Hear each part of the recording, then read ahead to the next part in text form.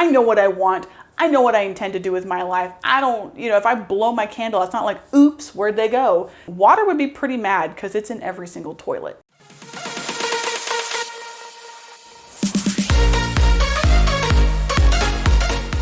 Hey, howdy, and hello humans. Welcome back to my house. I hope you are doing well. A few weeks ago, I did a video about 5 things I no longer do as a witch.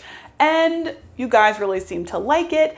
And I mentioned in that video, like, hey, I've got a whole list of things if you want to hear more about things I stopped doing because they didn't serve me. And you guys said, hey, yes, please. And you shared things that you no longer do anymore, and it was awesome. So let's talk about it because I have a list of things. So here we go. 5 things I no longer do as a witch, part 2. Number 1 is I no longer do rituals or even celebrate every full moon. You see a lot of it online. People talk about, oh, do this in the full moon. And it just seems like there's pressure on newer practitioners that you gotta do something every single full moon. Sometimes I forget until I'm laying in bed to go to sleep and the moon is literally blinding me through the curtains. And I'm like, oh yeah, the moon was full tonight. Hey, what's up? Looking good. And that's it. That's all I do. Now, there are times when I do utilize that energy of the full moon because there's something that I need or something that I want. But as far as celebrating every full moon, I don't do that. I don't feel the need to do that.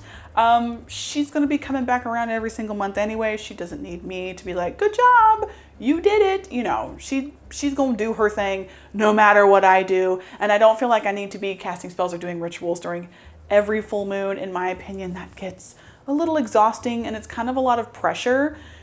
It's too much. So I don't do it. Number 2 is snuff out all of my candles. Now, when I say I don't snuff out my candles, I don't mean I don't extinguish my candles.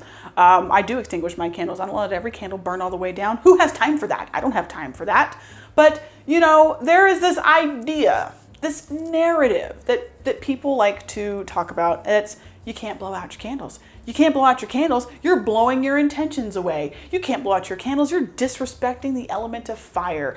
I do not go by this. There was a time early on as a wee little witch I would do this. I would snuff them out. I would clap them out. I would, like whatever I needed to do, pinch them out, but I wouldn't blow them out. 'Cause I was like, oh, I don't want to blow my intentions away. I don't want to disrespect fire, all of that. I don't do this, guys. If I need to blow a candle out, I'll blow it out. If I want to snuff it out, I'll snuff it out. If I want to dip the wick back into the wax so it just extinguishes itself, I will do that. Because you know what? My intentions are not in that candle. My intentions are coming from me. I know what I want. I know what I intend to do with my life. I don't, if I blow my candle, it's not like, oops, where'd they go? That's not how that works. And as far as disrespecting the element of fire, I'm sorry, I do not view the elements as sentient beings that can feel disrespect. And I feel like if the elements were able to feel disrespect, water would be pretty mad because it's in every single toilet. So just think about that for a minute. Let that roll around in your brain. So if I want to put my candle out, I will put it out in any way it feels right to me in the moment. For me, blowing out my candle can send my intentions out into the universe via the smoke. So I will go, woo, be free, fly, do what you need to do. So, sometimes I blow out my candles, sometimes I don't. It's just a matter of me and my personal preference and intuitively what I feel is right in that moment for that working. Number 3 is trying to astral travel. Astral travel is not inherently a witchcraft thing. There's a lot of spiritual New Agers people that do the whole astral travel thing. I stopped trying. I don't astral travel. It's not for me. It's not something that just comes naturally to me other than like when I'm dreaming, because there's a theory that dreaming is astral travel. Who knows? I did it once accidentally and it was what it was.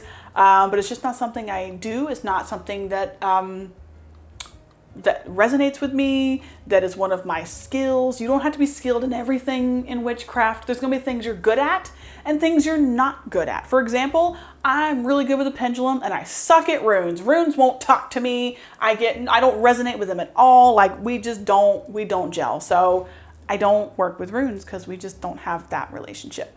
But me and pendulums, we're great. Me and tarot cards, oracle cards, cool. Me and runes, absolutely not.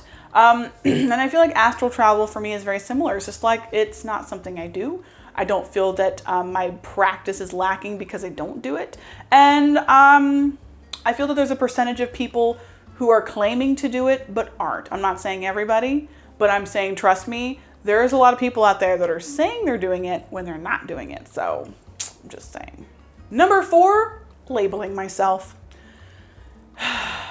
I've changed what I've called myself over the years, but for like the majority of the time I've been a witch, I just called myself an eclectic witch because I didn't really adhere to any one path.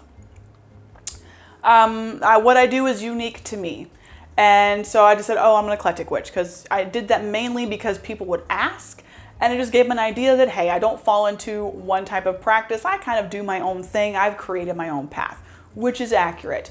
But really, when you stop to think about it, pretty much every path is pretty eclectic in this day and age. But honestly, I'm a witch. I don't need to label myself and say I'm this type of witch. I practice this, this, and this. I have no issues being like, sometimes I practice some chaos magic. Sometimes I'm dabbling in what would be considered, traditional witchcraft. But as far as like having a path and feeling like I need to label it for everybody else, no, I don't do that. If you do that, that's cool. That's just not what I do, because you know what? My path and my craft is always changing and evolving as I change and evolve. So it's like I would have to be changing it up all the time anyway. And it's unique to me, just like yours is unique to you. I'm just a witch, period. I'm a magical practitioner. If you're uncomfortable with the term witch, that's fine. I don't label myself. I don't feel the need. And lastly, I no longer smoke cleanse for everything. So a lot of people do this. I'm guilty of this in the past, absolutely, which is smoke cleansing for literally everything. Every type of cleansing, get your little herb bundle and get to cleansing. Get just choking everybody out. A lot of people use it for like trying to remove negative energies and spirits. Smoke cleansing is not going to get rid of entities. I'm just letting you know now. They're going to laugh at you. So we used it for everything. I used it for everything, to cleanse everything I had to be cleansed with smoke. The whole house, everybody, everywhere up and down myself had to be smoke cleansed. It was the only type of cleansing I would do, and I used it for everything. Oh, I'm feeling a little sad today. Must be the negative energy. Woohoo! Let's choke ourselves. No, absolutely not. Do I still use smoke for cleansing? Absolutely. I still enjoy smoke cleansing, but I don't use it for everything. I use other methods too. Energy, celestial bodies, sprays, different things. And I also don't feel like everything has to be cleansed all the time. Every time before you use it, every space, it's got to be cleansed. You got to wipe everything down. I don't feel like I need to do that. I don't disinfect the toilet every time I use it. So I'm not smoke cleansing my space every time I sit down to do a working. I've moved way past that. Like it's amazing I have any lungs left at this point, all the smoke cleansing I've done. So no, I do it when I feel it's necessary, and I don't when I don't feel it's necessary. And I feel that it's necessary less than I don't feel it's necessary, if that makes sense. And there you have it. 5 more things that I no longer do in witchcraft. What about you? Do you still do these things? Have you stopped doing these things? What are some things that you've stopped doing in witchcraft? Or maybe you started doing that you used to say, oh, I'll never do that maybe you do now. I've got a list of those too. But that's going to do it for me today. If you liked this video, make sure you give it a little thumbs up. Let me know you liked it. Go ahead and subscribe and click the bell so you don't ever miss another video from me. But with that, I bid you all farewell. I hope you have a wonderful day, week, month, life, year. If it's your birthday, happy birthday. And I will talk to you all very soon. Bye.